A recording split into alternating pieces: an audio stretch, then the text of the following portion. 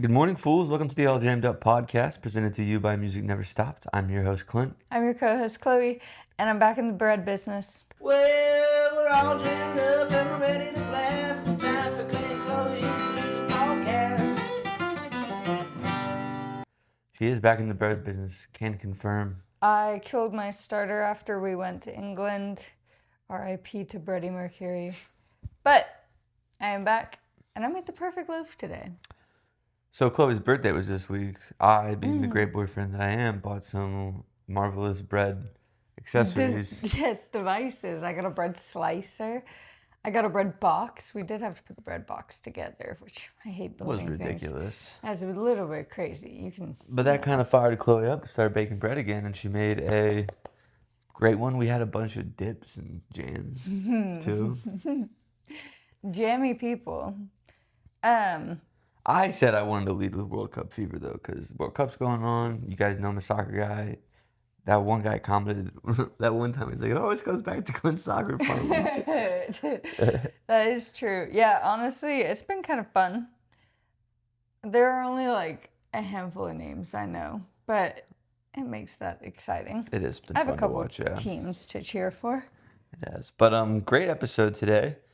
We have Colton Zenni, who'll be the first one. If you follow us on Instagram, you probably saw a couple weeks ago, Chloe and I went to Colton's in Knoxville, and he interviewed me. I went on the radio to kind of talk about grassroots music, All Jammed Up Fest, and why we started it, what it means to us, that kind of thing. So had him on. Great interview. That dude is awesome. Mm-hmm. He was really sick. Great radio host. He's got it down. He knows what he's doing. Yeah, he's got the voice for it. He's really cool. And then we have Sons of Stars too. We have most of the band and their new. If you've seen Sons of Stars, you know they're getting some great shows. They announced a few in this interview. They've brought on Kyle, kind of manager booker, and he sits down with us in the interview, and he's really elevating those guys. You know, if you listen to the podcast, you know how much we love Sons of Stars, how much we believe in that band. So to see someone do what it takes to help them out it's a good sign. So we're rooting for those fellas. Seeing their growth and everything has been so fun, and even just like the way they've improved as musicians. Yeah. Through like the 2 years we've known them. And they got some they opened for Yonder already. I'll wait till the interview for you guys to hear it, but they got some good bills coming up too. Mm-hmm. So Sons of Stars on the up and up. There's a few different weird edits just because there'd be side conversations, and I tried to edit it out. So you'll see a couple of those, but not too many. So and then we got a good old fashioned Chloe's Corner in the back end. We have some new music releases this week, some festival editions. Festival speak. So yeah, we got some stuff to talk about on the back end, but we got two great interviews for you first. And we'll go first with Colton Zenni from WDVX. Honey, you're listening to some All Jammed Up. They're like, here, enjoy this piece of candy, or like $1 or something. And they're like, hey, here's $1 if you fill out this survey. So, throughout the region, I mean, probably 5,000 to 10,000 people are tuned in, you know, maybe not concurrently, but throughout the week. Yeah. I was wondering because for those who don't know, this is Colton Zenni. He's from WDVX, and he hosts the Uncle John's Marble City Jam on Saturdays from 3 to 7, and he was nice enough to let me come on there and plug the All Jammed Up Fest this last Saturday. And I was happy to have you. Yeah, I sold a ticket or two, and I want to know if it's from being on the radio show. Well, wish we had some way to attribute it. We'll go ahead and say it was, though. Yeah, exactly. Well, man, I'm happy to be here on here with you. I've been sort of watching the pod and seeing it grow for the last couple of years, so it's awesome to be on here now myself. Yeah, man, and you kind of came, to be quite honest, like out of the woodwork for me. Like I had never heard of you, and then one day I see you on Instagram, and it's like the Mountain Grass Unit boys one day, and then Kaiser George the next day, and then Jared Walker. And I know it didn't happen that fast, so I want to know, like, kind of how did you get into this like radio media world?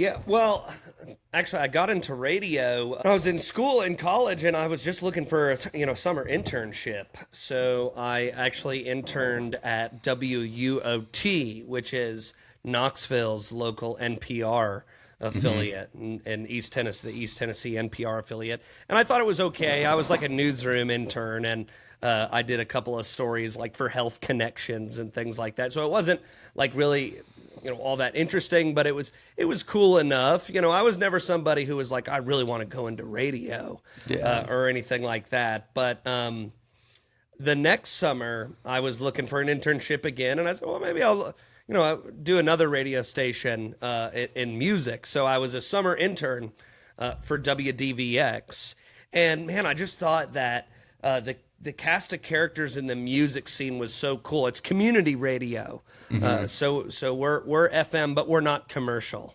right? But we're not affiliated with NPR or anything like that. So what it does is it creates a space for people who really love music and really love the community to curate and share and celebrate music together. And that's something that I really connected with. I've always loved music. I've always been connected to music. And so I felt really connected to that scene at WDVX. But, I was just a summer intern, so I went back to school and, I was at school for a couple more years and then graduate school. And then I got back and then I needed a job. Yeah. So I reached out again. I said, hey, I'm back. Do you have any open jobs? And they said, well, we don't have any open jobs, but we have a video project that you can maybe help with. I do video work as well. And so I did the project, and, of course, that kind of changed. Well, we'll do part-time video work. And then that, transitioned into more of a full-time sort of video production gig with the station. And eventually they said, hey, do you want to jump on the air and do a radio show? And that was in 2022. So I've been doing it for, gosh, what is this now? Four-ish years? 4 years, yeah. And, it's one of those things where you grow slow. So it certainly didn't take off right away. And I was way late to get on social media. I was just on air on Saturdays from 3 to 7, and I would post things on the station Instagram or the station YouTube. But, I started doing more interviews and things like that. I did Wyatt Ellis, and then the second one I ever did was Warren Haynes. And I told you when you guys were at the station, I botched the video. I didn't get video of it.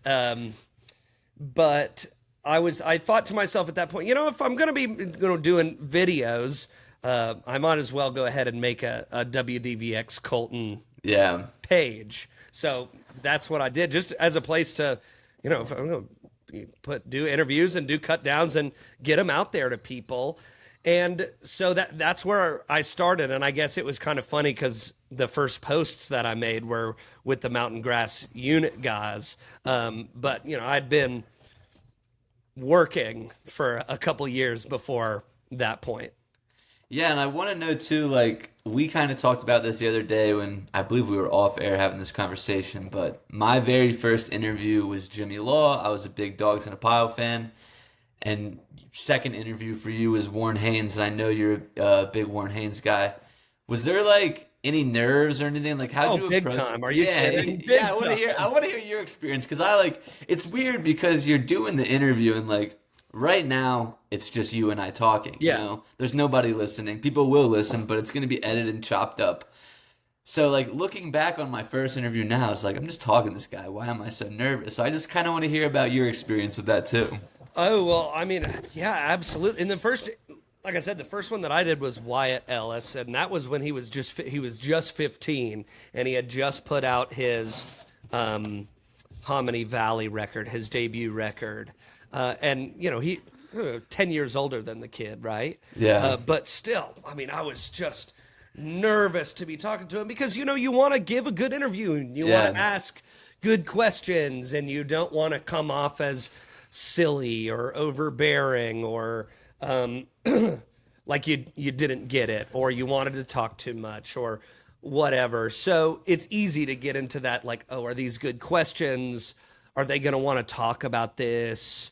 What have they already talked about before, right? So you don't want to ask them the same questions over and over and over again. So there was a lot to sort of chew on going into those first things, and especially with Warren. I mean, it's like it was Warren Haynes, and this guy, he first, I knew him playing with the Allman Brothers Band, and they're my favorite. Dickie Betts' my favorite guitar player ever, and Warren came up playing just beside Dickie, right, in those later Allman Brothers outfits. So I was nervous. Soul Shine's one of my very favorite songs. That's Warren's song.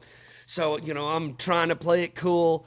But, man, you know what I've found more than anything is that these guys help you feel comfortable because everyone who I've talked to has been so sweet and so genuine and so cool. Like, Warren was so cool. And he didn't make me feel nervous when I was talking to him. And he did, like you said, he made me feel like I was just talking to a guy about music. Yeah. So I think this community is special in that way. It's funny, like, your first interview, or your second interview was Warren Haynes, and my first interview, Jimmy Law. And a bulk of our conversation was about how Jimmy, his favorite guitar player is Warren Haynes. And then you said you interviewed like a 15-year-old, one of your first interviews.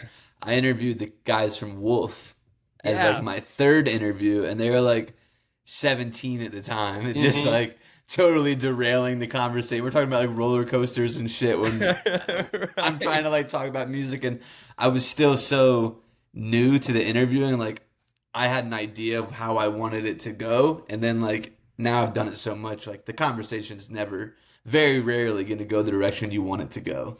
But I remember being like, these kids they're derailing it. And now looking back on it, it's like they're just having fun. And I was the one trying to keep it in one lane. And I'll try to come into it with, obviously you come into it with things that you want to talk about and questions that you want to ask. And I always find that the toughest part for me is, getting back to the questions. Yeah. Because it, like you said, it just diverts and they go on tangents. But really, I think that's what you want, right? You want whoever you're interviewing to be comfortable and to take things in their own direction, in a direction that's interesting, because you're trying to get inside their mind, inside the musician's mind, and see how their brain works and how they tick and where they take things. So I think that's a good thing. Yeah. When I interviewed Warren, I wanted to talk about David Allen, being in David Allen Co. a little bit, but I could pretty quickly tell he didn't want to talk about that. So I was like, all right, pivot. And you can, you get a feel on that sort of thing. Some things that people really want to talk about, and some things that they either have talked about so much they're bored of talking about, or that they don't want to talk about. Yeah. How did you even get into, like, I know you mentioned the Allman Brothers, like, being your favorite band. Is that kind of, like, your intro into this jam bluegrass world? Like, what was kind of... Well, there were kind of two different things. When I was little, and I grew up with my mom's folder of CDs, the flip book of CDs. Yep. And it was Alison Krauss, and it was things like the Allman Brothers. It was Willis Allen Ramsey and all kinds of really interesting stuff. Chet Atkins. So that was a good foundation. But what really got me going was when she got the first generation iPod, the very, very, very first iPod, and she got a library of music on it, and I pretty much commandeered that thing. And one of the first bands that I remember latching onto was the Grateful Dead. And it was like sort of like Truckin' and Casey Jones, like the big sort of Touch of Grey, that stuff. Yeah, like the sort of commercial. But keep them. I'm like 6, right? I'm like a little kid, and I remember being spooked by the name Grateful Dead. And I remember, a little kid thinking, like, Grateful Dead. Why would one, be grateful to be dead. It really, of I course, still didn't think know, that. right. I didn't know anything about how it's, how it's a literary device and how it calls back to, classic themes in literature and narrative storytelling, the Grateful Dead. But just as a kid, the combination of those two words was striking. And I think it turned me on to the fact that music and things involving music is more than just maybe what you hear on Top 40 or maybe what you hear playing underneath the commercial or whatever. That it could really tap into some deep and some serious stuff. And of course, I was thinking like the 6-year-old version of that sort of thing. So that was really my foundation and got me going in music. The first band that I really latched onto was the Beatles.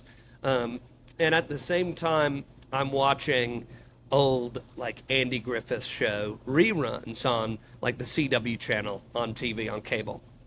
And on a number of Andy Griffith episodes, they had the Dillards, an old bluegrass group, the Dillards, and they were sort of early on in kind of a progressive bluegrass movement. Of course, I didn't know that at the time.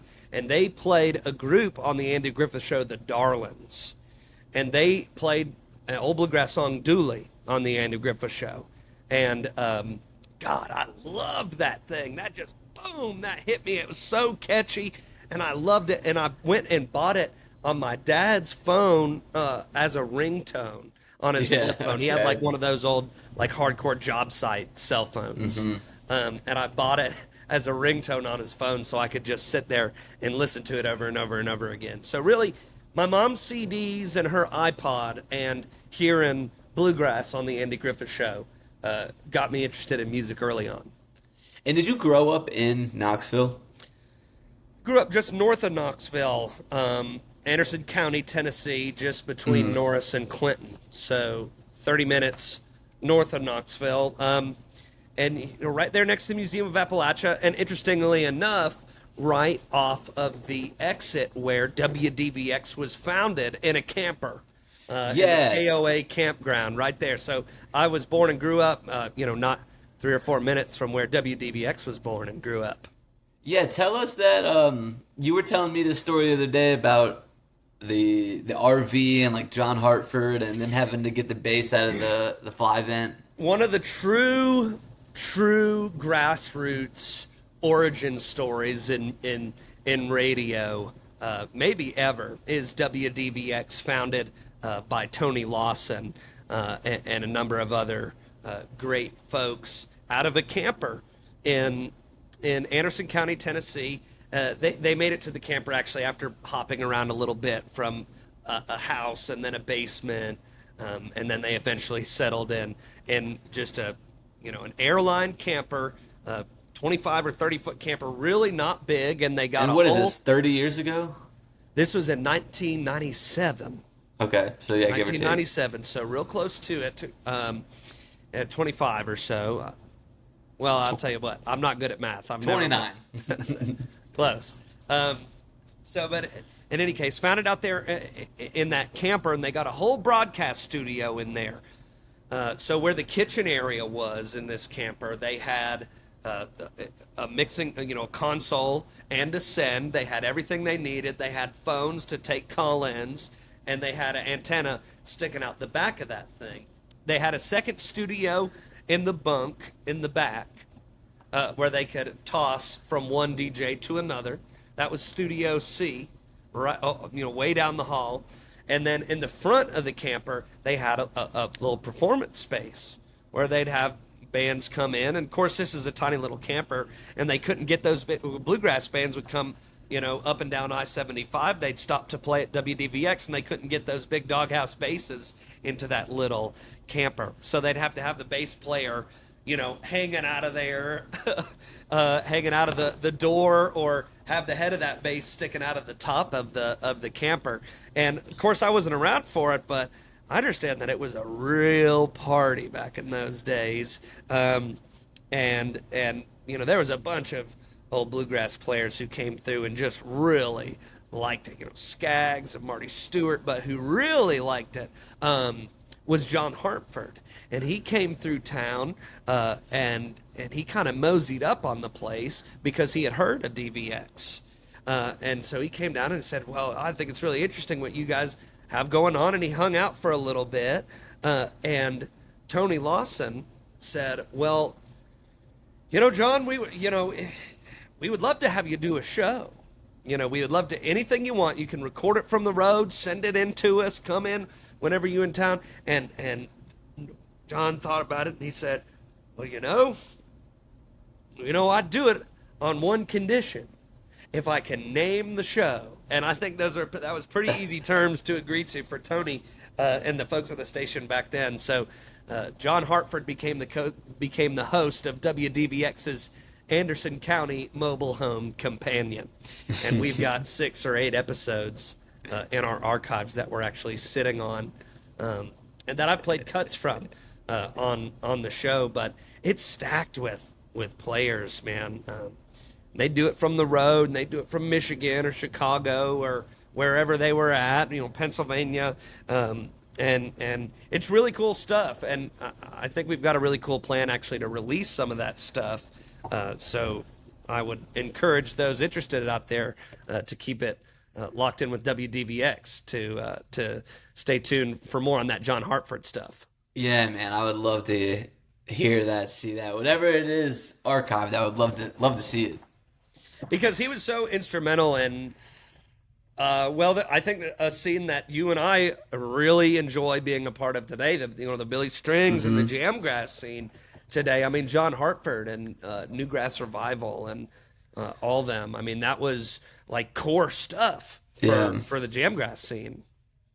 Yeah, and I want to talk about, Billy Strings, and we were talking a lot about grassroots music the other day and All Jammed Up being grassroots, but that story you told is as grassroots as it gets. And I know in 2018, before Billy really blew up, you guys had a pretty, I'll let you kind of tell the story about the event you had with Billy Strings. You were an intern in 2018, right? Yeah, I was an intern. I was a summer intern that summer, and that November we had a WDVX. It was the Hillbilly Bash for the station's birthday.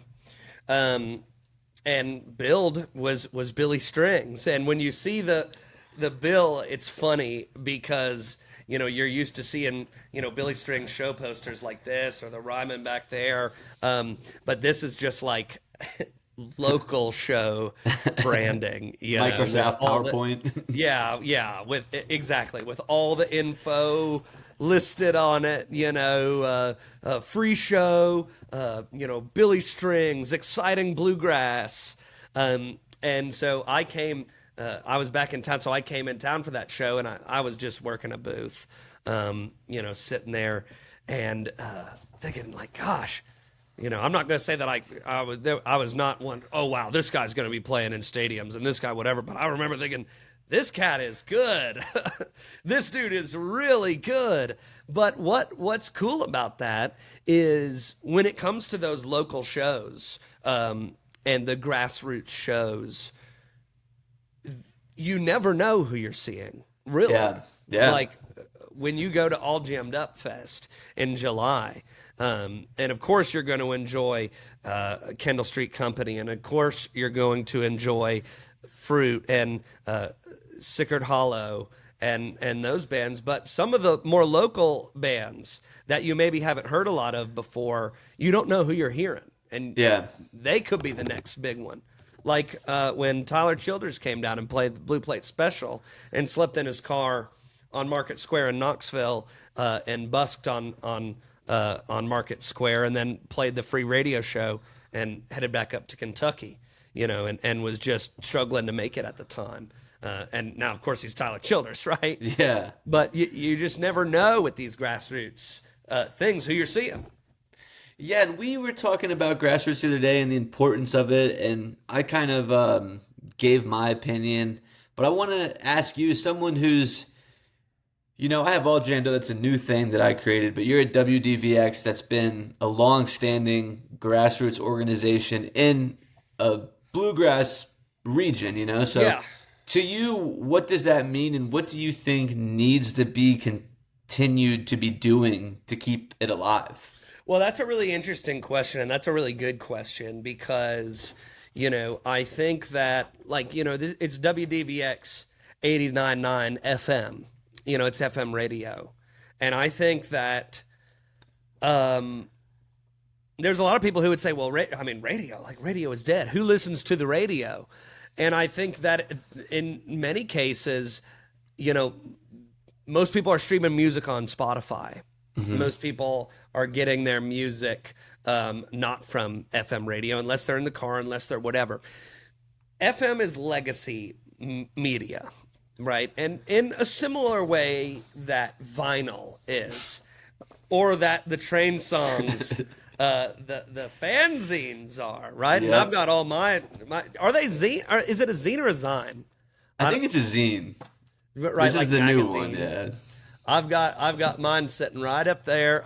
So for me, it's less about the efficiency of it and more about it is a true celebration of music from people who love the music as much as you do. And what I think is really special about it today, and here's what we're bringing people today, right? Because really, it's not the best place to listen to your music. And that's a radio DJ telling you that, right? What it is it is non-algorithmically driven musical celebration.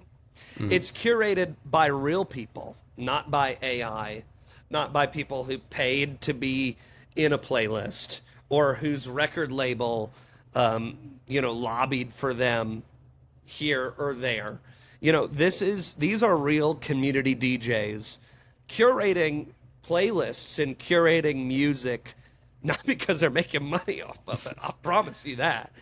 Just because they love it. It's for the love of the game. Mm-hmm. So when I go on air Saturdays from 3 to 7 and I bring, 4 hours of roots rock and jam music and jam Americana music and bluegrass and jamgrass and blues and funk and everything else, it's not because I've got any sort of agenda or money to make. It's because I love that music and I love sharing that music. Mm-hmm. And I think that's something that you don't get on Spotify and other places because they are there to extract wealth from you.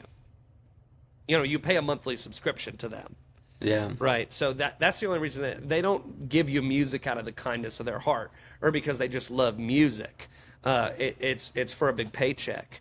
And with these community music scenes, like I said, nobody, whether it's radio, whether you're a venue manager, whether you're a musician who's out there freaking road dogging it, nobody's out there to get rich. They're out there because they love it and because it means something to them. And I think that's something that AI can't give you. That's something that the algorithm can't give you. That's something that only people who love it can. And that's what I'm happy to be a part of. And that's what I hope people get from it when they tune in or when they come and see an event, WDVX Summer Nights or Tennessee Shines or the Blue Plate Special or All Jammed Up Fest or any of the shows that you promote and put on outside of that. You know what I'm saying? Yeah. Yeah, and being so deeply entrenched into the WDVX community and doing your interviews, is there another lane that you're kind of considering getting into and trying to occupy your time there for music, or is where you're at where you want to be?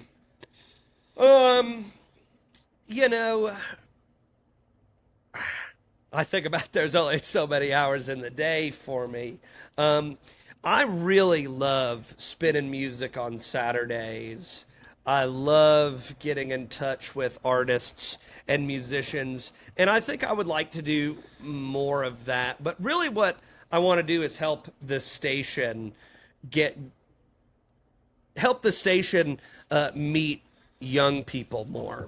And that's really what my focus is with WDVX and finding how we can get in front of people who will, love and support real music scenes for a long time. So if that is attracting people with interviews and attracting people to live shows and programming better live shows or programming acts that I think are really exciting.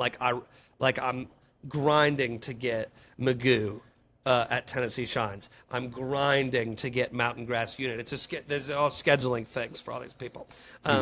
But I want to bring those shows that I know people love and because I love.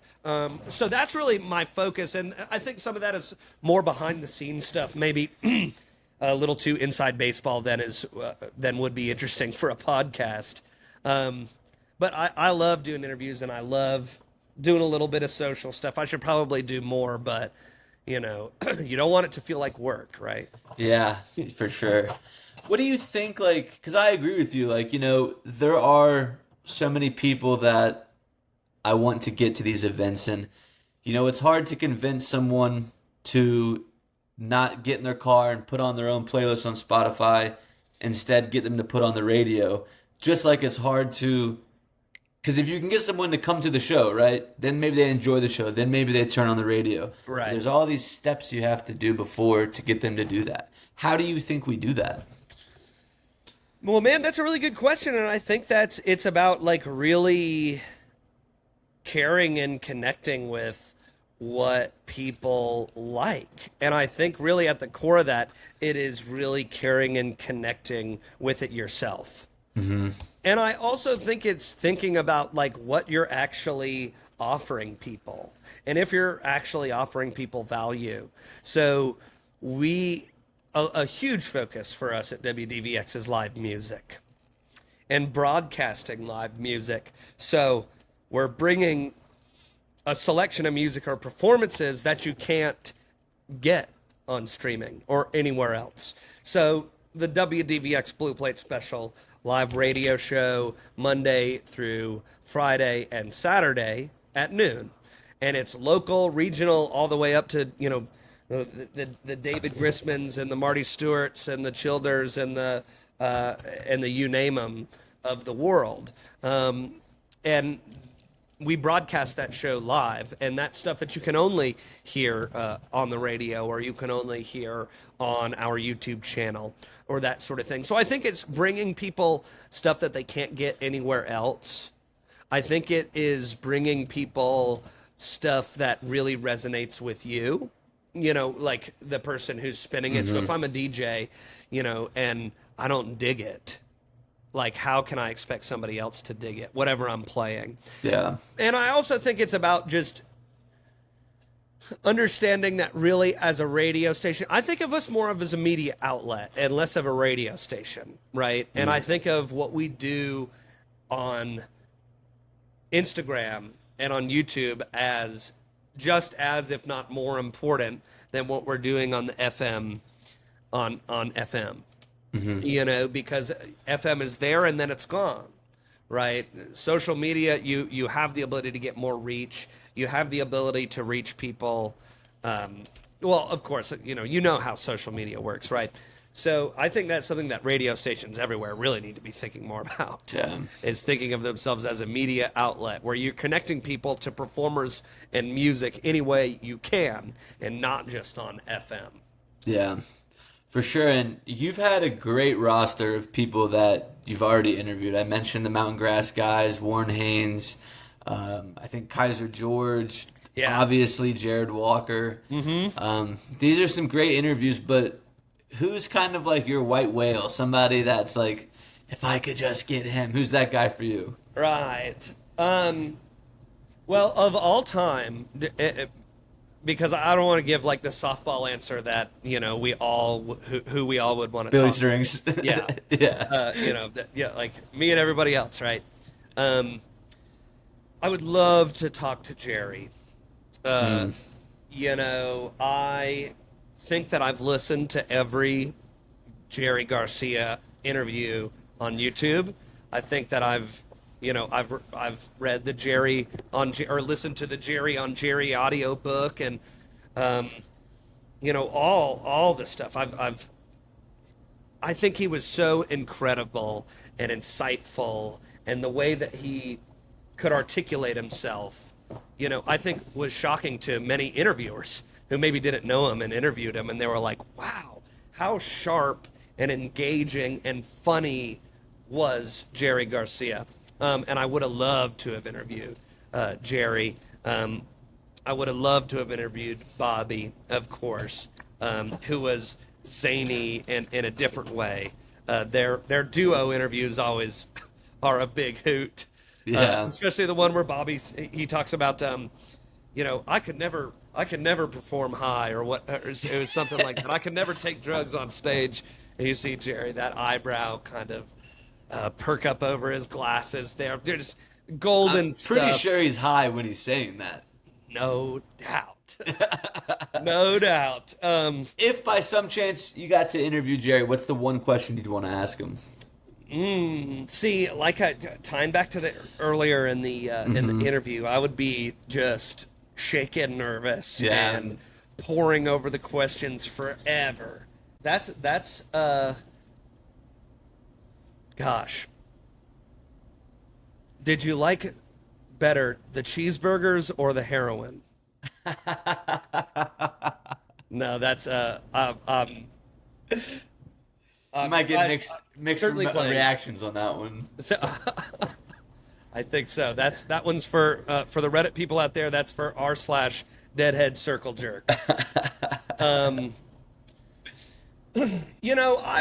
would focus, because I do so much bluegrass stuff. I would focus on the connection between bluegrass and jam music. The Dead being sort of the mother of jam bands, of jam music. Of course, they didn't invent improvising. They didn't invent rock and roll or any of the genres that they sourced from, right? But they were the first to meld it all together and to meld together all the criteria that we check off today when we are determining what is and what is not a jam band, right? The varying set lists, the constant touring, the focus on the live show,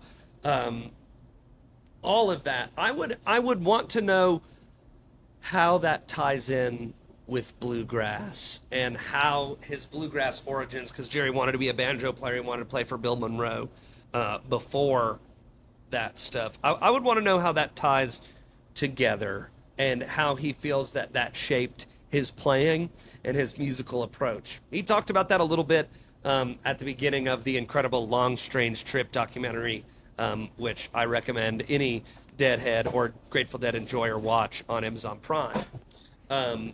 And I wouldn't be plugging Amazon Prime if I didn't think the documentary was great. But yeah, I would ask him about his relationship to bluegrass music and jam music, and how he felt the bluegrass informed his playing for the rest of his life.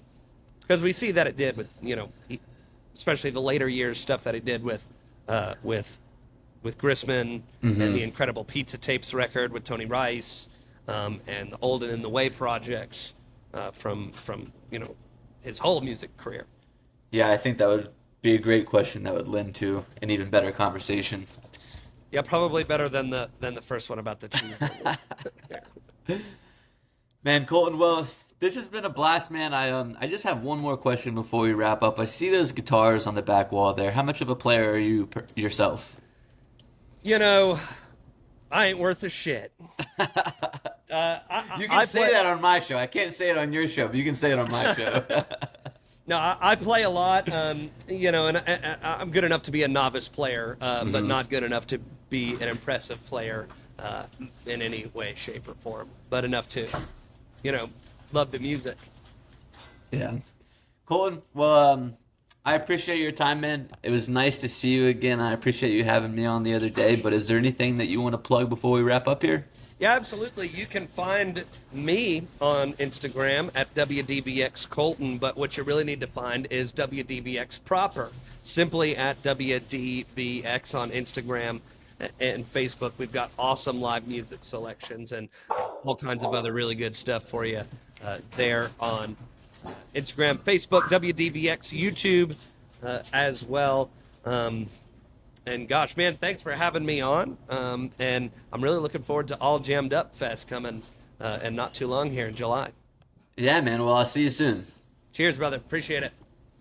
Another one. All right, guys, we're here today with 3/5 of the Sons of Stars band, and Kyle, their booking agent, manager. Both. Yeah. Okay. Boom, boom, baby. Well, So how's things been, guys? We've had all of you guys on the podcast separately, except for Kyle, but now we have the whole band. Kyle, you haven't done a solo interview? We got to get Kyle on then. Oh man, he's lived 1,000 lifetimes. So let's just start with this. What's up with the bee costume? What do you mean? What bee What do I costume? mean? I'll be I figured I would be the bee today. Okay. the saying Ain't "be, nothing be but a here bee now." thing. He takes the saying "be here now" really seriously. I like What's that? that? You have your bee costume, and then you have just like all your little trinkets with you. Yeah, I brought my own reverb. An airhead. He's got a show and tell table, but we'll get to that. Okay. I mean, we don't have to. So how was the tour's kind of been on the road? What are we like about halfway through tour now? I don't know. Maybe like we're like 1/3 of the way through. It Probably. feels like we should be halfway through. Are there any shows that really stick out yet? Boone was really fun with Redbud. And you guys are doing that again in Irwin, Tennessee, right? Yeah, we're playing at the Capitol Theater. Capitol Hall. Capitol Hall. Capitol Hall. Capitol Theater one day. That'd be cool. No, Capitol Hall in Irwin. It's a Did nice you guys theater. play there before? Have you guys played there before? We did do a gig there before. It was Okay. like, they recently started doing them again, right? Yeah, they recently started them up again. So Okay. And you guys are going back to Boone again, like that same weekend, right? The same weekend as Irwin? are we going back to Boone the same weekend as Irwin? The weekend prior. Like, okay, gotcha. See, with these North are State good. grass. See how I can just do that now? I can just be like, I don't know, Clint. Kyle's the expert here. Because it gets That so weekend, busy. They're doing AVL Fest, Boone with North State Grass, and then heading to Nags Head to play Okay. on the coast of North Carolina for the first time. Nice, nice. What What do you guys know about that AVL Fest?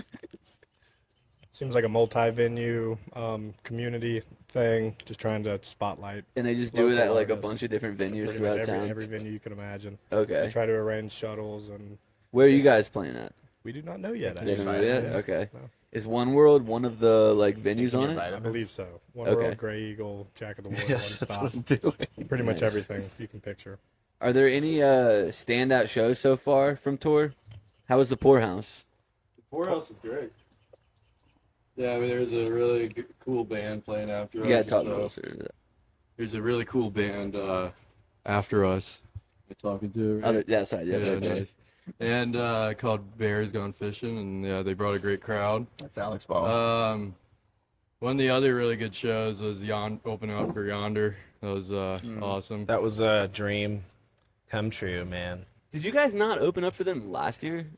We opened up for Sam Bush last year, Sam Bush last year. which was okay. also like Yeah. the coolest, more cool than we could have imagined. Like Johnny brought this cool record. What record was it? It was just an album that Sam was on back in the 70s that my dad was on too. It was like a festival recording. Mm-hmm. And he brought it up to Sam and showed him like after we had sound checked, like Sam was kind of hanging around, and you're kind of like nervous to like go up and be like, "What's up, Sam?" It was a good end. It was a good way to like say, hey, look at this cool thing. And he had a story to tell about it, so it was really neat. I've heard that guy's always got a story to tell. He's a storyteller. Oh man, I had severe anxiety. No, I had severe mandolin issues that day, and we ended up making it work. But afterwards, he was like, "You should have asked me. You could have used my mandolin." I know, no, because you said I wanted to show you how good my mic technique was. Yeah. Had some Yeah. anxiety pills too. Yeah, I asked him for some anxiety pills. Yeah. Did he have them? You wound up sitting with y'all too? Did you really? No, No. Zyrtec. Do you have any? we did talk about sobriety. I don't get it. Yeah. Me and Sam. Is he sober? Yeah, because I mentioned that I had quit drinking. At that point, it was 3 years ago, and he said that he Whoa. I just Thought this he was said a I- dog. something to the effect was like took a week off and never stopped or something like that. Yeah. Or that never started again. That's cool. Yeah, so So he definitely thought I was the coolest member in the band. Easily. Talking about Yonder though, Jeff Austin. Yesterday was Jeff Austin's death day. Like I don't know what the right term for that is.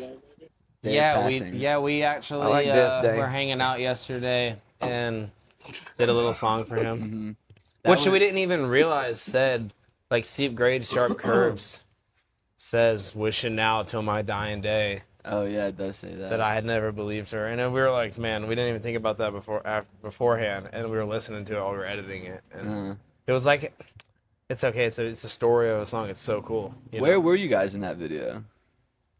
We were I just moved to Mars Hill, so we were out that was there. right by your house. Yeah, Nice. it's little barn, and gonna be doing some sick Neil Young jams in the barn soon. Cool. Cool Keith, he's affiliated and all that. So to be continued, we'll have more on that soon. Okay. But that's like the thing with this area. It's like we're out here in the app. Like me and Kyle are out in deep. We were up in that area today, like above Marshall and Hot Springs, where Johnny hangs out. He used to live up right near. We drove by, his old driveway. It's where I drank that. I got this Blue Slushee. Yeah. And there seems to be a lot of controversy around the Blue Slushee. Well, Johnny got. He only brought one. I only brought one. I didn't bring enough. I had the tiny bit. Johnny left got us of the whole 3 glass. last night. What? So Johnny got us 3 last night. Johnny got us 3 Blue Slushies last night, and I only got myself one. Well, you got us beers, so. I brought you guys on beer. Yeah. That's cool. When I see Sam Bush next, I'm going to tell him. Yeah, he'll probably come. He'll understand. He'll be like, you should have bought one for each of the bandmates. We're a little blue sour on this right now. Sour raspberry over here. No, I'm just picking. I'm in a good mood. Oh yeah. Buzzing. Dude, buzzing in the most healthiest way possible. I pulled up here and I just saw Johnny back there just in his BM. Like, what's going on, man? What the hell? Tell us your story about your church. The church pickup. Oh my!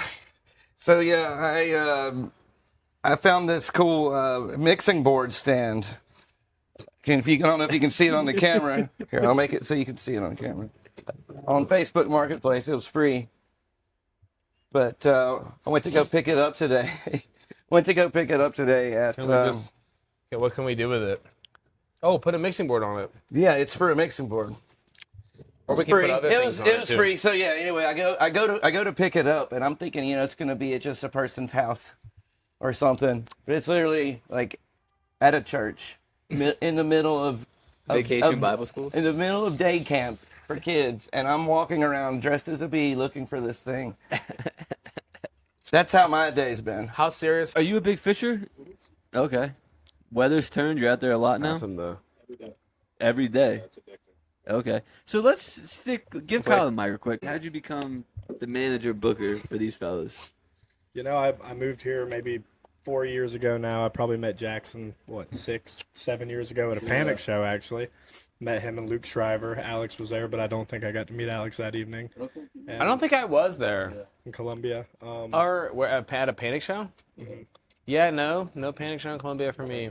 Although Moved here some and Panic. started working in the music biz at Pisgah Brewing. Started booking shows with, early on, I guess, Sons of Stars wasn't playing as much. We did a few Alex Bazemore and Friends with Jackson, and I think I met Johnny for the first time, maybe before the Sam Bush show last year. Might have moved out of frame.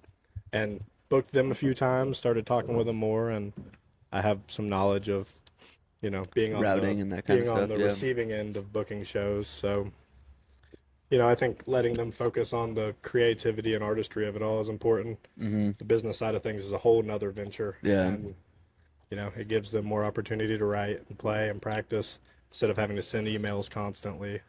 Yeah, I think we've got a good thing going right now. It's honestly really great, man. Like we're not only like he's just our bestie. Yeah. And so, Yeah. but he Good kicks friends ass, with man. everybody. Like Do you guys feel like that's it's giving you some momentum, like being able, like every weekend now you get to see like, oh, where are we going now? Like it gives you like kind of more of a drive to get out and like record or write songs, like knowing that you're on the road all the time? I mean, I would say like that it's been nice getting like a flow to it down and getting the wheels oiled up, you know, and like we've definitely like been figuring each other's dynamics, and because you're really like when you're out on the road like that, you're in like a 5-way marriage, you know, and you're like making decisions together, and or like in our case, like if it's us three, core three, like a 3-way marriage, you know, which is more common than you think in Asheville. Yeah, but, yeah, for sure. But Probably the place that's the most common in America. I mean, not for me personally. I think it'd be a little complicated, but no shame, no foul.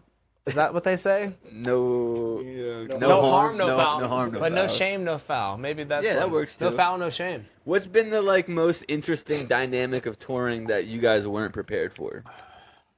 Probably that is just like, you know, dealing with the venues is easy. We're like used to that. We expected to have inconsistency with the monitor mixes, which is why a lot of bands use in-ear monitors. But there's that balance. There's that battle of like certain bands, like, you know, Sam Bush won't use in-ears. He's using old school monitors because it does sound different. Yeah. Even if you got a really clean in-ear mix, it's a different thing than hearing that like sound in the air. Do you think having the in-ears like takes away from some of the magic of like the improv too? I don't know. Have you guys used in-ears before? I have just very few times, but that was with my indie rock band. But I was gonna say also Sam Bush has his own like sound like audio engineers that mix his own monitor mixes. Yeah, but the in-ears, yeah, it does feel a little. I didn't have the nicest headphones when I was using them with Into the Fog, but they had a nice rack and system. And the nice thing was that you could completely control your monitor mix, like by your cell phone on this little like stand, like a Bluetooth app or something. like yeah, and it would connect what you had. There's like this little, almost looks like a TV panel that connects to your phone and to the board rack unit, and all of that goes out to the this front of house by like a big snake. They connect it, and then you're controlling like your own monitor mix right there. Because eventually it'd be nice to like you know, Kyle gets super trained in on stage monitor mixing, and he controls our ear mixes. Like I could look at him, but it is nice to be able to do it yourself in the moment. He can do it all. That's what a tour manager does. Whether you like it or not. Become a photographer, a sound engineer, a lighting guy, everything. You got it, dude. Cal. He's the man. So how is like The plan. you guys are working on a new album, or would be a debut album, right? Well, we're secretly writing a new album that is planned to come out. Like our goal is to put out. Right now, we've got a single coming out pretty face soon that Johnny's dad, Don Humphries, wrote. Okay. It's a single off our live album. We're choosing it to put out first, you know, and just kind of like get people excited about the live album, and hopefully about a week or two to follow, the live album's gonna drop. How do you guys feel about the live album? Like when you listen back to it, was it like wish this was different? No, What was man, that it's like? live, and you don't really think like, I don't know, when you're playing after the show, sometimes right when you're done with the show, it's really hard right then to not be hypercritical. But sometimes when you listen back, you're like, wow, this sounds great. And so Yeah. I think we were mainly excited about, we had the decision of, do we cut a lot of these songs and just release a couple of the good ones? And me and Johnny were in the studio with Mark Skierce, our sound producer for that record, who had Seamus out recording it. But Seamus, he's the man. So is Mark and Ty too. But Ty Gilpin with Unspoken Tradition. Got to get them on here. They're a sick bluegrass group, really great. But anyways, we had the tunes. We were selecting which ones to have on the album or not, and we ended up keeping most of them because they were all like fun and had that live sense. So I think it's because it's a live album. That's that sense of fans don't want. You're allowed to be like a little less Yeah, critical. all our and- fans asked us. They were like, "You better." He said he was like, because he was there that night. He was like, "You better release that whole show." Yeah. So we only cut like 1 or 2 songs. Were you a bartender there too at Pisco? I did bartending, Okay. bar managing, music booking, marketing. Yeah, we definitely met a couple times. yeah. When you Good walked up stuff. today, I was like, I definitely know that Yeah, guy. I saw you at For that show, actually, I think we briefly talked Yeah, you probably overserved me that show. about that. I was good at that. So when the new album comes out, I know the single you said is one of Johnny's dad songs. How many of the songs are going to be like Sons of Stars originals, or are they going to be some covers or some Johnny Humphries dad songs? Like, what's that going to look like, the album? The album right now is Don Humphries tunes. There's like 3 or 4 Don Humphries. There's probably like 3 or 4 of my originals, and then some covers and jam. We do some long jams, so that takes up a good chunk of time. Yeah. But that's actually one of our. Like I was saying, I almost got ahead of myself. We're releasing that album, but then our plan after that, like we're all trying to start writing more right now. Yeah. Currently, like we've been just getting to know each other over this chunk of time and love each other, and I've encouraged you to start writing more, and I was like, dude, just start writing. And Johnny has been writing. He left his notebook at my house the other day, and I was looking through it, and I was like, I can't tell if these are Bob Dylan lyrics or if these are Johnny's lyrics. And That's how good Johnny is. it's how good he is. I think so. We are writing. Look at this. Songwriting we're getting into group writing. Yeah.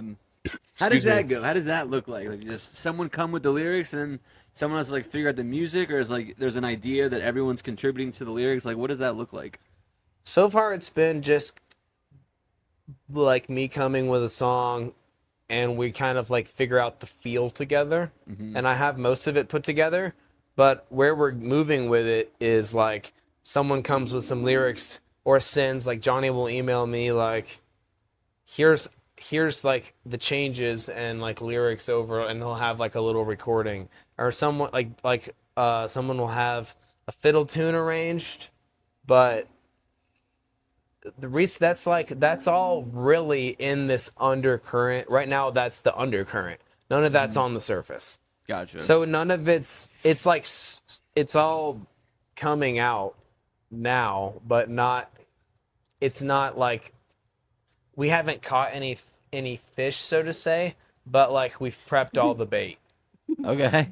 Analogy guy. From episode 1, he's always been an analogy guy. Yeah. Does that make sense? Right? To be That honest, makes we great- haven't, that makes as great a group. As a group, we haven't caught a song yet, but we've prepped ourselves because that takes a lot. It's like breaking down these vulnerability walls of feeling dumb and comfortable, and like to write a song, you kind of have to like be willing to write a bunch of bad songs before you get a good song. Yeah. And so we're kind of like figuring that out as a group. And a lot of that is that we've now taken this next step to make Sons of Stars like pop off, and we want to make this Got an as LLC yesterday. do what? Got an LLC yesterday. We got an LLC yesterday, or we're like What's that mean? it's Limited Liability Corporation. yeah. Do it pay more? Taxes. You got to pay taxes now. Well, it just helps us taxes. solidify this thing as a real thing. Yeah. We're working because that's what's hard, man, is like you go from being like just gigging bands and creativity to like we have to treat this as a business, and that's what's going to help us take that next step. Sure, we can bust out some heady solos and some jams, but it's time for like we're learning to solidify as like a working unit and Do you just think hit the that road too? Like as a package. here in Asheville, like everybody knows Sons of Stars. Everybody's here on Sunday. They like to see Sons of Stars when they do pre-parties or after parties, whatever it may be. But now that you guys are doing this tour, that's like, it makes it like all real, right? Does it feel that way to you guys? Feels way more serious and like Yeah. that, where you got a good trajectory, and Now, is that exciting or is that like daunting to you guys? definitely more exciting. Exciting? Yeah, and I feel like we've all had our separate kind of experiences doing our own things on the road, and then now we're like all doing that and combining this experience that we learned. And it's just awesome seeing new faces. Are you seeing like a lot of the same faces though when you go like elsewhere? No, No? like when we Jason- went to Charleston, we saw a lot of friends that came, like, Okay, yeah. or like we've seen at Billy shows, and but Like Harley and Steven and yeah, that crew? that whole crew, and they're awesome. And You met my buddy at Charleston, right? Yeah, he came up and said I'm Clint's friend. And you were like, my cousin? That's what he said. He's like, he said his cousin. Do you have a cousin named Clint? Dude, he's part of the story. I do have a cousin named Clint. Okay. I had Shout never out, heard you Clint. told me that, and I was like, Yeah. These guys went to Boone, North Carolina, and broke the record at the saloon. For how We, many- we sold deal. They 864 played in front of tickets at 900 Boone people Saloon. who had never seen them before, and crushed it. It was amazing. how many tickets did y'all sell? 864. At Boone So- Saloon. Yeah, That's a and fucking there's big a deal. Yeah, man. It was the it was a big hoorah for Boontown. So, and Jason Flournoy was there, Alex Ball was there, our fiddle and banjo players. So it was so fun. I'm man. gonna try to go to the one that the Angelers. next one in Boone. I'm gonna try to go to that one. I have it on my. Yeah, I went there. I was in Boone for like a day, and I went to that place. And I remember telling Chloe, I was like, "Fucking Sons of Stars should play here." And then like Well put, man. right after you guys played there. When is our next Boone show? August 10th? 7th, I 7th? believe. 7th or 8th. I'm gonna have to look at it. It's like Yeah. you guys played. State Grass. With North State Grass. You guys played Boone Friday and then Irwin Sunday, right? Is that what it is? No. It's like is the following Saturday. Okay. The songwriting thing, though, I want to go back to because you talked about like being vulnerable, and that's kind of difficult with like going to four other dudes, and like this song makes me feel this way. Like what's kind of the hardest part about like doing that, like bringing songs to the band, just like the fear of how it's going to be perceived? I think, yeah. I don't know. What do you think? That's a. Have you been I writing a lot of bring my songs? songs Jackson? to the band. I just bring them to the band, and I'm Yeah. like, what should we fucking do with this? Like, what do you guys think? The songs I generally bring to the band are either ones my dad has already written, or and covers. written that weren't released. Your dad's songs, you're saying, or a lot of little them? both. A little bit of both. Pretty, Okay. Pretty Face has never been released, Uh-huh. so this will be the first time that this song is going to be like officially released. He wrote it back in like the early '90s. Okay. Do you tinker with anything on it, or you just leave it? No, as we is? pretty much did it just the way he wrote it. With we kind of just extended it a little bit, but it basically has the same feel as how he would do it. Yeah. What about you, Jackson? To be completely honest, like I feel like I'm brand new in this whole bluegrass thing, and so it's like me learning how to even play bluegrass is like I'm still like I feel like brand new to that, and so it's kind of hard. Like of course I've definitely tried to write some stuff, but I'll like record myself doing it. 15 minutes later, I look back at it. I'm like, this is maybe the worst thing I've ever done. And Now, so when you it's write a like- song, are you writing it like for like with your bass, or like you know how to play a little bit of I play guitar. Okay. I'll try to do writing chords on guitar first before I play bass lines. But then like I've been thinking about starting it from a groove standpoint, as like writing it on the bass first and then going to the guitar. But like I said, it's like I feel like I have still hundreds of traditional bluegrass songs to learn before I even can write a bluegrass song. But like, dude, I don't know, man. Like, that's not true, because I would say that there's that side, and I feel this too. There's that side of, wow, someone like Jason Flournoy or Johnny or like Don Humphries, fucking anybody that is in that world and grown up in the bluegrass scene knows all this. There's that side of the bluegrass world that is kind of like, oh, you don't know that recording? Or like, it's almost how jam band people get controversial. Yeah. There's this side of the bluegrass world where they are a little like stingy to jamgrass, or, you know, and then now it's like kind of funny, and I think more people are getting back into the traditional because of Every song that Jackson has brought to the table to sing, we do. I don't think there's one that he hasn't proposed to do that we Your don't singing, do. dude, has Extremely gotten supportive so of that. much better. Hasn't it? Like, not that I always liked your singing from the beginning, but you can just tell that like you feel more confident singing. Like, it almost seems like before you were like trying to be deeper, and now the voice that you're singing with is just like more natural. And like we were here like 2 weeks ago, and you sang "Pretty Daughter," and I was like, I've seen you sing that like 10 times now, and that was like, by me and Chloe were both like, holy shit, like he's kind of Does like, he scare you when he sings it? And that's what earlier. I feel like earlier versions were a little like you were trying to be like scary. Now it's like you have your own sound more that just sounds like better. I think. I want to make some stickers that say "Shh, Jackson's singing." It's always the most important part of the show. I've been trying to work on embodying the song, which like becoming the song becomes you, which like it's a cool thing you can do with your instrument. But I've been really working on that mostly with singing. It's like comes with, and then what comes from that is no fear, and so you're like not afraid to go to the places that you normally don't go, I guess. Well, you terrify me when you sing that song. Just Nice. letting Yeah. You mentioned your like drawers feeling for brand. for your daughter. all Yeah. fear. I'm all feared up. You It's said all like beat up. being brand new to bluegrass, but you've been in this band for like how long now? 2 or 3 years? Yeah, 2 or 3 years, but that's like I feel like 2 or 3 years is not that long compared to grab me a rainbow. how long. But he never stops playing. That. Kyle, I'll take a That's- cider bump too if you can. Do you feel Could you like grab me a high rise? Thank you. No, but to finish my point, because Johnny side railed me, I was making a Come point. on, Johnny. I was making a point about how grass circles.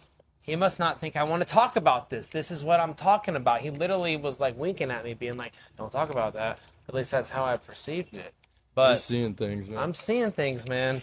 But I'm just Seeing telling things. you, Johnny's just being it's things. changed You're now. seeing things. It's changed because of Billy Strings. Like Billy Strings talked about this at IBMA Uh-huh. about how the bluegrass circle used to be like, it's like cliquey in some ways of the knowledge of these elderly tunes, like you were talking about, right, in these songs. And why write a song if you haven't learned all these traditional songs? Not saying why write a song, but that's like on my back burner of my mind. Yeah. so and, you like, feel like you haven't like qualified to write your own bluegrass music because you Not haven't. qualified. I feel like if I went and learned all those songs, that would be Touch better. me. It would be easier. Don't sing for you. it. Okay. You'll get stoned. Okay. So maybe that could like, cause like you said, like people, maybe because of Billy Strings, but Billy Scoots away knows from me. every traditional song, and now is You like, grew up with it. yeah, You and now know he's it like is. writing like that song, My Alice. Like obviously, I mean maybe I'm wrong, but like he does. My Alice isn't his girl, so like he's Well, trying his to. Make, girl is named Allison. oh yeah, that's Yeah. true. Okay. Yeah, okay. Yeah. Okay, you're right. Well, like, but maybe he's trying his hand at like writing. Wait, who's Turning- girl? Billy's girl? Billy's Yeah. girlfriend's name's Allison. Or his wife? Or his wife. Yeah. Wait. Still his girl. Like, your wife could be your Allie? girl. Yeah, right? Allie, Oh, Allison, damn. my Alice. Yeah. I always, Whoa, that's sick, dude. Hell yeah. I love a good murder song for the woman you love. I never even thought about that. Yeah. Yeah, no, when I first heard it, I was like, holy shit, this is a spooky thing. And I was like, wait, is it about, there's obviously not real I've never because he's thought like that. a mechanic, but it's a cool thought though. Dude. It's pretty cool if you think about it. But yeah, it's like there's this thing where it's I think that's like that with anything, and I struggle with that with like when you're writing a song, you think like that doesn't sound as good as the best song I've ever heard, and you're comparing yourself to all these greats. But that's where me and Johnny kind of like talk to each other about how much you can learn from watching these documentaries of people you really like, because you, especially some of the old rock stars like Master the P. Eagles or who. But you see what you see that they say, how do you, you're like, write 100 songs that are bad and then you'll get your single, you know? And that's what some dude said to the guy that wrote Take It to the Limit. It was that the bass player in the Eagles? Randy Meisner. Yeah, and he had to hit that super high note at the end of the band. Super high. And that's why he like probably quit the band, because they kept wanting him to hit the high hate note. the Eagles. Let's hear about more Whoa. about that. Why do you hate the Eagles? 'Cause my cousin loves. No, I the love Eagles. the Big Lebowski, and that's a Big Lebowski quote from the Eagles. So any chance I can do a Big Lebowski They were quote, getting I'll buzzed take it. in the unhealthy ways. Who wasn't? Who wasn't back in We've the all day? been there, Yeah. man. I think you Back kind of have then, to go through that period. They were taking it to the limit. No, the One Eagles more aren't time. my favorite band, They are your favorite band? though. Aren't. Oh, They definitely are not. My cousin loves them. Cocoa Thank you, Puffs, God. Cocoa Puffs. Eat 'em up, eat 'em up, eat 'em up, eat 'em up. Thanks for opening these like a caveman. I open them Help, purposely. help What is yourself. wrong with you? You got hot sauce for that? Yeah, so I want damn to talk good about stuff. the you guys just announced this fairly recently, the Huntsville after keep parties, going. right? What used to be a legendary rock club in Huntsville. Used to be called St. Stephen's Music Hall, and prior to that, it was a Tip Top Cafe. And has recently been bought back by the original owners, and they're super excited about having these guys. They played a Billy after party in St. Augustine, sold it out, played with Mark Lavengood. So how do That you was get cool. how do you get that show booked? I imagine there's got That to be was a lot Cal. of competition for like a show like that. Honestly, that one they reached out to them. Wait, which show? Sarbez? Sarbaz, yep. If We met them I'm here. sure you were there after they played the after party at the music hall after Billy and Asheville sold it out. Yep. Amazing crowd, amazing show, and there were some people there who saw that and were like, "We Got want you to them now. come They'll get do back. this in St. Augustine." That was the Saturday, right? Yeah. Yeah, that Saturday was sick. That you guys were. I brought Sam to that, and Sam had only seen you guys on like Sundays here, and he was like, "That was a different band than the band that I see at Sundays." the Rubens train was insane. Yeah. 45 minutes. It felt so long. We Should've recorded we that each did 100 push-ups before. And then that you guys show. did a fire transition into that Bulletproof song. It was all me. Wait. Wait. I don't Isn't that the song? Like, It must Rap have of the happened Rivers? during one of my blackouts. Yeah, you guys played Oh, Bulletproof. Oh, That's- Doug did that part. Yeah. Yeah. See? Yeah. And the Billy after party Fishing King, man. Hit him up for all your fishing ventures, dude. His fly shop out in Silva. I think love playing, Doug, yeah. playing Billy Strings after parties is a good way for them to get in front of new faces. Get it? They've made so many new got fans it. every Yeah. time they've done it. We're excited to see how it goes. They're playing a couple fish pre and after parties in Savannah, Georgia in July. And We're you know, doing that concerts on the creek in Silva. yep, concerts on the creek in July Silva, 10th. July 10th. That's July These 10th. guys What have else a are we busy doing? July. We got a sick October too. Like we're doing a show with Shadowgrass at Charleston Poorhouse. Yeah, we haven't announced Great. that yet. They are direct supporting Shadowgrass 2 nights at the Charleston Poorhouse. 2 nights? Yep, 2 What's the nights. dates on that one? October 3rd and 4th. Put it in Leading my up to that, they're calendar. playing in Charlotte on the way there. We've got a fun fall tour that we're going to announce soon, hopefully. You guys are on a heater, man. Shouts out to Kyle for making it happen. Crush it. Cow. Here, Cal, open up. Can you have Cocoa Puffs? Cow. He's our cow. Oh! That's why Kyle's the man, all right? That is. My I fucking wanted son. to say this when That we were- shows. That's it. All right, man. I wanted to say Let this it- when just we were let it talking ride. about Johnny finding that soundboard holder. Uh-huh. Johnny is maybe he's a eBay hawk. He's a good Who little still use, I addict. don't even know people who use eBay still. Yeah. Well, Johnny does in Facebook Marketplace. You'll find the Man, we best found deals Kyle like on those, eBay. those J's. We found him this reverb pedal on the road. We were like, dude, let's just get you a reverb pedal, son. We got him one with the band fun. I like That's Alex. what- Did you get those shoes on eBay? Dude, I got Oh, these shoes in man. Charleston. That's a real upgrade from Oh, the Blue man. Vans. I know. My shoes. I'm so poor. My shoes been falling apart. My mom helped me buy these. Talking about new I love shoes, you, Clint. Mom. You need some new I shoes, fucking bro. love you. Yeah, dude, these are cool. It's nice, you know. That just shows dude. you. We out here. We out here. We may act like Sorry, I didn't we're mean just to- living the Kush life, but we're Bring out the living. Berkeys. If you want to Living get me the new Kush life. shoes, buy tickets to All Jammed Up, July 18th and 19th. You can see these guys play. Buy Clint new shoes. before Sticker Hollow? Yeah, no, right after Fireside Trio, right before Sacred Hollow. You know, That's doing gonna be a fun, set. fun night there, huh? Yeah, you're doing the dead set too. Sundays for the heads for sure. Saturdays a little bit of everything, you know, a little bit of everything for everyone. You got some big bands. Yeah, it's gonna be fun. Cool. It's gonna be a lot of fun this year. And we got you guys in the prime spot after Fireside. Sorry, I'm just munching down on these over here. It's all right. They can't hear you on the microphone. They can. They Can you definitely hear can. Yeah, the microphone can't pick up eating. It's a pretty cool new thing. Yeah, you know what? the new Maybe, software. maybe someone else should wear those. Yeah. These can pick up what you're thinking. Let's talk about AI, Alex. Uh-oh. Dude, man, we actually we had to figure. Power move by you to Here we go. remove. I'm not gonna say any names on that, but to remove the collaborator from your post because they use AI. Good All for right, you. yeah. So I don't know. We were hanging out. Hint him that because he was. We were hanging out last night. The three of us were grilling chicken. Me, you, and Cow. Me, Johnny, and Kyle. And we were discussing, you know, we had just made a post of me and Johnny doing that Jeff Austin song. Shonk. And tip grades, Don't up come curves. too close to it. All right. Oh, You should put it in your mouth. Let Marvin the naturally Martian hold it. doing. Just leave it on your Anyways, shirt. man, we made it. We're trying to like we're talking about taking this next step. Sometimes like everyone knows that bands nowadays have to be content creators. And We're it's- great at it, I think. All right. I gotta. My ADHD brain is not letting me. Do you hate that? I can't lock in. I can't When lock you're in. when you're doing all of this marketing Here. online and you're recording videos of you playing, you want to get it in front of as many people as possible. Yep. And so you do collaborations with Yep. I just what can't are finish essentially my jam thought. band social media influencers, you know, like in hopes that their 30,000 followers see your post and they're like, "Wow, this band's great." We learned last night that we had been kind of working with someone who uses AI art, and as a band, I don't think anyone supports that. You know, support local artists, support artists in general who can hand draw you something. I understand it's cheaper, but it's also If it's really, technology really is funny, scary. though. I mean, if it's really funny, No, if you're using it- I'm Let's just talk joking. about the Okay, content. man. Let's talk about the I'm being content just- creation though. Like you're doing all this booking and like you're doing all this business side. It's a full-time job. You guys are playing shows, writing music, and then on the side of that, like you said, you kind of have to be a content creator. Like, do you guys dread doing that? Like, it seems like you guys kind of have fun doing it for the most part. But like even on the podcast, like I just want to record the podcast and have people listen to it if they want to.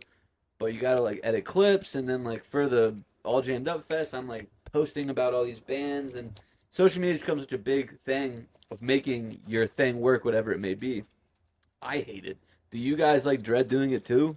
It is sadly very essential in making it in the music industry, and it's a whole job in itself. Yeah. I mean, you know, it's easy to go back there for 10 minutes and record yourself playing a song, but man, you miss one note, you're going to wind up doing it 10 times. And then you gotta like edit it to make sure, because if you do it with like a Just photo and a video, you have to make sure they're like the same format, because it'll Yeah. fuck it all up. It's a Like lot there's of so effort. It's many. just like right now, man. It's hard to do this podcast. Like we're sitting here, you're asking me something that I care a lot about, and I'm trying to focus on it. But like we're ADHD musicians with these different brains that hear sounds and see colors, like most brains. But you know, we're also hearing. They're just, you know what I'm saying? Yeah, no, I get it. And it's hard when it's like we're joking and laughing too, but trying to carry on a straightforward conversation about this. It's tough battling AI and like noticing whose accounts have what these days, because it's like people use AI and you aren't even aware of it, and you want to collab with them, and then someone else that's a high marketing person won't want to, and that's we don't want to collaborate either, but we didn't even realize that. And Yeah. it's like it's hard to even, you have to like, that's one of the things, like you think about like our parents' age of people, or like anybody out there. I have to look so hard sometimes. I go to the comments and you're like, is this cute video of a cat AI? And it's just cloning everything. Even And, music. I mean, y'all have seen Terminator, man. If you ain't, go watch that shit. Like, AI is not good. So everyone that's human is against it, and we are 100% as a band. So when we find pages that are using it, it's disappointing, one. Do you know who Joshua Quimby is? Any of you guys know who that is? No. He's like a moderately successful like country music artist. He does a lot of social media stuff, and I've been following him for a while, listening to some of his music. He's got a new album out. Go check him out, whatever. But he's very anti-AI. And The Atlantic like just released this article the other day of like everybody's like, you can search for if your music's been if your music is being used to train AI. And he's got like maybe 100,000 followers. I don't even know if he has that many. He has 59 songs of his that are being used to train AI. Certain bands. There's a girl on Appalachia that I forget her name. She plays banjo. She's been a main one I've seen too. That they literally put out songs under her name as an AI artist, putting out songs like copywriting her. And I don't know if it's her exact name, but they've put out the recording, and then they've replicated it. She's tried to sue them and has had trouble getting it taken down. And it's like they're cloning these people's. I wonder who art. they is. They are. Who's that? I don't know, man. Government? Us talking about this, we're gonna if we disappear in 2 weeks, it's probably because we're at some show. Come see us on tour before we. Yeah, throw out some dates for the people who don't follow you on Instagram. Maybe this is their first introduction to Sons of Stars. What are some upcoming dates that people should check out? I know you guys are everywhere. Out in the Outer Banks, which that one I'm really stoked about because I've only been to Outer Banks once for a mission trip when I was very young. But it's like August 11th, 10th. Yeah, August 10th. It's on a Monday. On a Monday? Fuck. Yeah. Macon, Georgia is a good one. Yeah. Hummingbird, man. Why do I have those? You guys I are played playing at the- Hummingbird stage when I was 16 with my playing at first the- band, The Sound the I Experiment. met a The home lady. of the Allman Brothers. I met a lady the other day. Like, I started talking to them, and I was wearing like I don't know what hat I was wearing, but they complimented my hat, and they were like, "Yeah, we like to dance, we like to do all that, whatever." And I was like, "Oh, like if you're into jam band music, like I'm putting on a festival in July." And I like started talking to her, and she was like, "Do you know a guy named Alex Bazemore by chance?" And I was like, "Yeah, Sons of Stars is playing that festival." And she was like, "I was at his first show ever in Tybee Island." What's her name, Jenna? I can't remember, but she was like, she's really good friends with a friend of your mom's. So I don't Sounds remember. like a lot of people. But she was just like, she was like, "You know Alex Bazemore?" And I was like, "Yeah." I was like, he was actually the first person, because I started talking about the podcast. I was like, he was the first person on my podcast. Just a fun story, though. But, yeah. That's another reason we're trying to get them in Savannah as much as possible. It's Alex's hometown. It's a great place. It's a rowdy town. I love They're trying to create a music scene there, and So we've been ripping the southeast, right? When are we going maybe north? Or are we going west? we've had talks of sending the band to Colorado in spring. Alex Okay. Ball can't stop talking about He loves Colorado, and rightfully Okay. so. Colorado's a great place. We Great love it. market, great music Do you scene. go on, like, are you going on tour with Yeah. him? Are you riding with him? Now I will be. This is Okay. Alex Yeah. Ball today. I'll be there this Sorry, weekend Alex. with them and This is helping Alex. doing some tour managing. Yeah, I'm gonna, I need to do, like, a weekend with you guys. I want to come. Yeah, that would be fun. Anytime. Dude, we should do that. That'd be fun. Like, take the cast on the road. Like, because I honestly They've been getting great crowds everywhere they've played. It's been fun. Everywhere we've played, it's been fun. And like Jackson said, it's nice to see new faces in new places, and to show up in a new town. And like, it kind of feels like Is you there know, a new sense of belief, like, in the band? yes, now? but also it's like the sense of that comes from getting out on the road and seeing these beautiful other towns and having these experiences and laughing about them. Like, we played at this place in Roanoke called Texas Tavern. Tavern. We didn't play there. We ate there. Fork in the alley. Ate, son. Fork in No. the alley. No, but Fork we in the Alley played in at Fork Roanoke? in the Alley. Shout out Fork in the Alley. That was Shout out great. Ross. And He's the one who got the gig. Yeah. right across the street, the Whale. Shout out the Whale, Ross. But anyways, we were hanging Guinness in before town. we showed up there. We went to Texas Tavern, and these people had this sick ass little, burger joint, and it was like old school, as simple as you can come burgers. And anyways, they had mustard lined up along the whole counter, and I was like eating my burger, kind of realizing there's no ketchup here, and I was like, "Hey man, do you have ketchup?" And he's like, "Oh, you want sissy sauce?" And he's like, "I got your sissy sauce, but you're gonna have to put it on your damn self." And went and grabbed it out this back counter, put it on the counter, slapped it, and it's got it's written on like tape, sissy sauce. Yeah, it's because hot sauce on everything, baby. All 2026. I know, dude. They had hot sauce on the top shelf. I was thinking about asking for that. I thought Johnny might, because he's all about hot sauce on everything. Honey. It's honey now. Honey? honey now? Honey Yeah. on everything? Yeah. Honey and hot sauce would be good. Hot honey. Hot honey. You're buzzing He's our over little there. You're D. buzzing, brother. Have we yet to hear about, like, you've asked about the bee? Like, what's with the bee? I haven't even really heard. He's just a bee now. You gotta unzip it if you're gonna do. You gotta unzip it a little bit. So you I got my no limit soldier. well, for the mic, you have the microphone covered up. What's under this, Oh, yeah. though? I forgot. Take it off. Uh, Take it off all the way. yeah, I'm not gonna do that. I will not get naked for you. What about for Yeah, Kyle? hot. So Yeah, yeah, you it's gotta- hot honey on everything now. Okay. Just for Kyle. I can get with that. That'll last. That'll last indefinitely. Indefinitely. Yeah. Okay. Till I come up with something else. Heard that. Man. Alice, can you tell us about the Thunder Thursday project that you're doing now? So no more Fee Fi Fo Fish at all, or just not on Thursdays? Fee-fi-fo fish. So Fee-Fi-Fo Fish is Fee-fi-fo still... fish. Fee-Fi-Fo Fish. Fee-Fi-Fo Fish is still a group that's been happening, and we've just switched it up on Thursdays. We have me, JC Hannon, Joey, and Hannah, and me. Mm-hmm. And we're doing like mix-ups each week of what we're doing. Like, last time we did Pink Floyd, and it's been a break in between. Like there was a touring band that we worked with the venue to let them come through because Yeah. they worked on that day. And we've been doing more like switch ups of like everything you'd want to hear, like Panic, Floyd. No Jam band originals in stuff. it, just kind of a No, mix we're of cover- actually doing several of my Okay. originals that I wrote back in the day with my electric band. Nice. And I've been pulling them out more on that side project, electric band stuff. Cool. I like to call it Thunder Thigh Thursday. Thunder Thigh Thursday. It's Thirsty Thunder Thigh Thursday. With hot honey on it. At One World West. And that's every Thursday. Hey, seriously, no, it's Thor's Day because it's the day of Thor. That's what, Jay Thursday. I like that. Jay from One World West likes that a lot, and it's about thunder and like the day of Thor. The day that we were having the meeting coming up with this for One World West, Thor's Thunder Thigh. we were thinking about having, the thunder was going on in the background, and we were like, well, we have to name it this. It's thunder. Well, guys, Anyways. I, as a fan of Sons of Stars, I'm stoked to see you guys out there touring everywhere.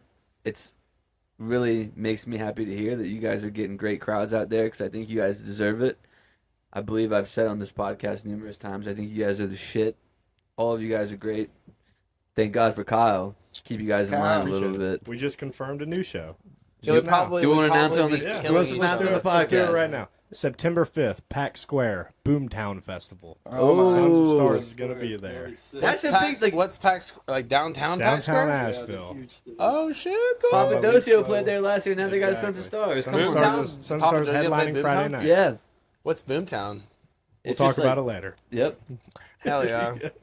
September 5th. Put it in your calendars. Before we wrap up, guys, is there anything that you guys want to plug? I know you got dates, you got albums, you got songs. What's plug them? Did we talk about Sky's Blue? Sky's Blues coming out after the live album comes out. That's full circle right there. That song was debuted on the first episode. Yeah, man. We're gonna have it studio recorded, and then after the live album, I'm really excited about what's to come after the live album.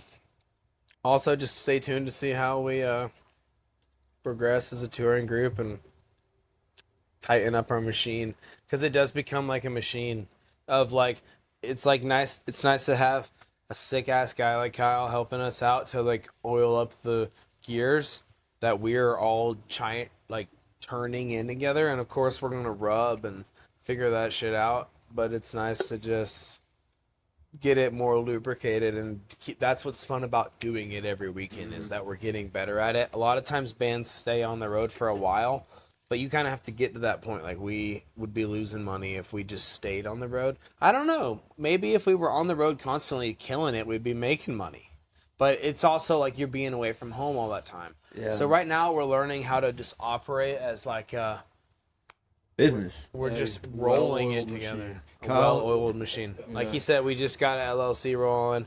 Watch out, Sons of Stars LLC.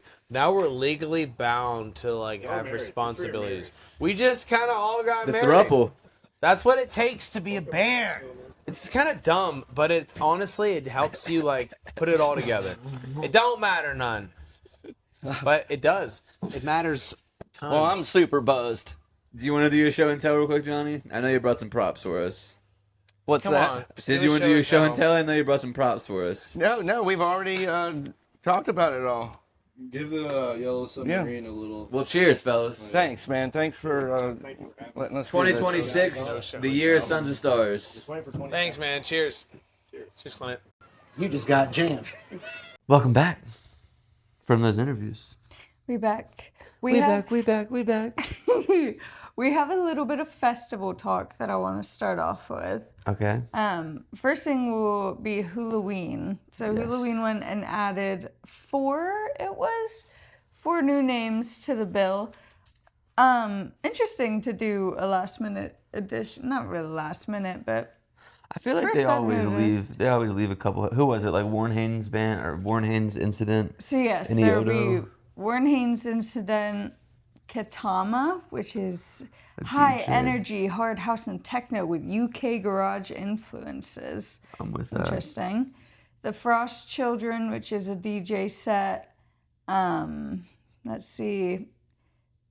signature brand of indie hyper pop that blends punk, emo, bass, and alt pop in a dance-focused electronic catalog. You know what I think I want to make a point to do this year at Hulaween?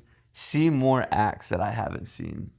I agree. Because like that Katama, like high energy, hard house techno with UK garage, that sounds interesting. cool. Yeah. But I'm gonna look at in the past, I would look at the lineup, be like, I don't know that name. I'm gonna go see maybe someone I've seen before, or maybe someone told me to see. Familiar name. Or just go. I'm gonna go try to just see some things I've never heard of, and usually I kind of gravitate more towards the jam band stuff, but more than likely I've seen most of them. I want to go check out some of the other stuff this year. Yeah, we should kind of just bop around in the Yeah. empty spots and wait until we find something that sounds good to us. There's so many stages out there. Taper's Choice might not go to that show. Yeah. Taper's Choice might be a miss. Dean Turnley, which is one of the house mega music hits of the year. So they're really kind of leaning into house techno-y. And then we've got special guests for Ioto Music's first Hula set. Kyle of the String Cheese Incident on keys. All jammed up alumni. Scotty Metz of Joe Russo's Also Dead on guitar. I was hoping to see that they would be on the lineup. I know they just played J-Rad? I know they played last year, but I always love a J-Rad set. I do too. It was Especially like in the daytime this year was perfect. last year's was so nice. Yeah, it started raining a little bit.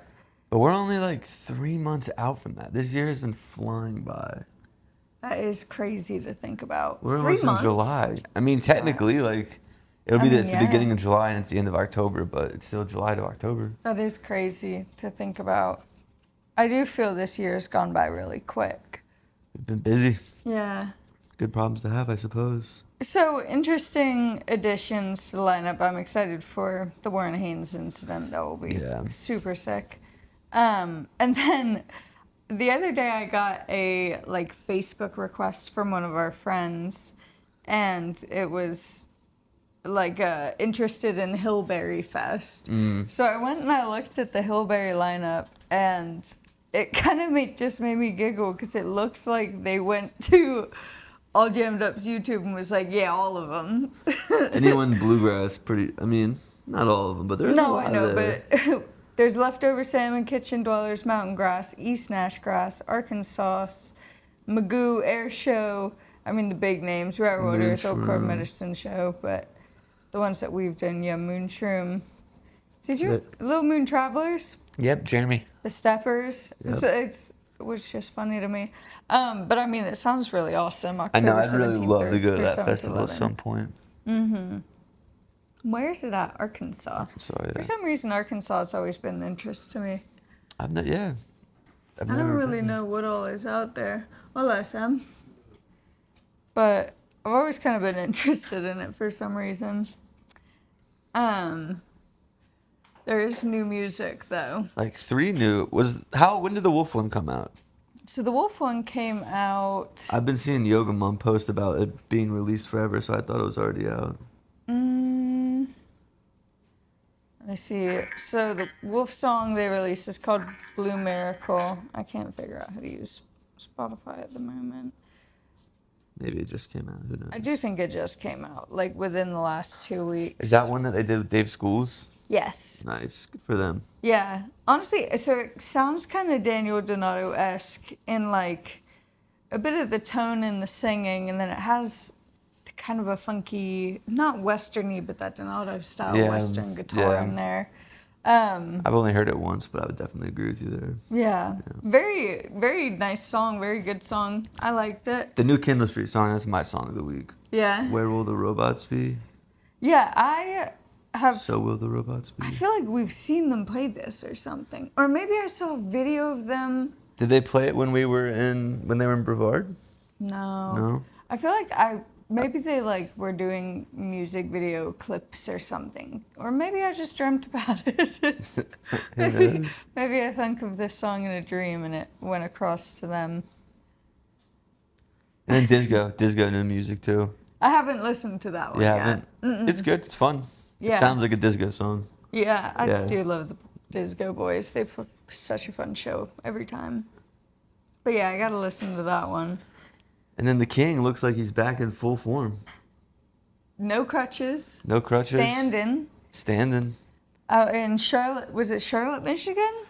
Yeah, Is and that what it's called? did he play with Trey? Was that last That week? was Okay, a that bit already ago, happened. yeah. He came out there with the crutches and sat in a chair, Yeah. but he was sans walking. Yeah, it's like that small little bluegrass. Crutches. I think it's small. I don't know. I never hear anything about it till it happens. I agree with that, yep. But it's like Del McCurry was there. It looked like Billy String's dad was there. Billy was Yeah. there. Yeah, I didn't watch the video of it, but I did see his dad leaning over. He starts his tour up pretty soon back again, right? Does he? I think so, because I mean, Oh, yeah, 'cause- he's in Roanoke during All Jammed Up. July 2nd, Austin City Limits. Hell yeah, the boy's almost back. I feel like he healed up real quick. Yeah, I agree. I wonder though if he just like maybe broke his ankle. Dude, all his shows are sold out until September 26th at the Kia Forum, which I feel like that's like a huge venue. That's pretty sick. Good for him. Yeah, there's your Billy Strings talk. We haven't had Billy Strings talk in a while since he stopped touring, but we'll be back. Yeah. We'll be back Yeah, we'll here be back soon. real soon. That's fun though. Good. I'm very excited. Yeah, oh we no, didn't see we don't any- really have any of his shows planned this No, we have Billy Ween and that's it, right? Billy Ween. Yeah. Yeah, that's all Was I he got. going back to Huntsville? He does go back to Huntsville, but it's during oh yeah, Billy Strings, Sons of Stars got a Huntsville after party Nice. for both nights. Yeah, the venue hit them up out there. Oh, they hit them up. That's sick. Yeah. Good for them. Do But you know the Huntsville name of the venue? is no, I don't remember the venue. Huntsville is the same weekend as Hulaween. Oh, that makes That's sense. why we're not going. Yeah. Yeah, that makes sense. And you have that long, hopeful dream that he'll show up. Yeah, no, I don't believe in it anymore. No? No. Oh, right. It's that quick to lose it. Yeah. Well, when they announced the lineup, he would have to be announced on the lineup for me. That was my thing, is he was going to be on the lineup. So when you saw it come out and it was Yeah, there, I was like, nope, not going to happen. Warren Haynes instead. That's fine. Maybe they That's tried fair. to do that. And that's why it took a second. They were like, we save a couple lesser known names. We'll put the big pop name on there. Yeah, he said no. Well, anything else you got? Well, anything else you got? This is the last podcast that'll go out in June, and then it'll be July, All Jammed Up Fest month. Buy your tickets now. Yeah, it's getting real close. It is. We got a lot finalized, a lot to still do, Oh, we're getting there. but we're getting there and I'm excited. I'm very excited. Do you got anything else? No, I don't believe so. Alrighty, guys. Well, if you haven't yet, get your tickets for All Jammed Up. Go follow Sons of Stars so you can see where they're on tour. And if you're in Knoxville, go listen to Colton. Have a great week, guys, and remember, wherever you are right now is exactly where you're supposed to be. Well, all jammed up, hey, that's where it's going down. Best damn pot in this old Asheville town. More than enough old stories to go around. And I'm all jammed up right now. Yes, I'm all jammed up right now.